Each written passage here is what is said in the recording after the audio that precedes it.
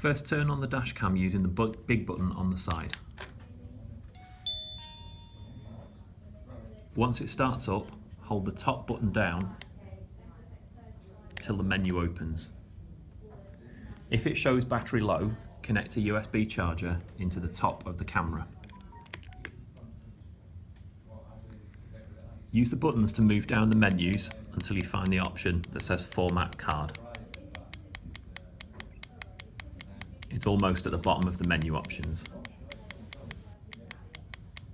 When the blue highlight is on there, choose the middle button to select it and use the down button to move the option to yes. Confirm this by pressing the middle button. The card is then formatted.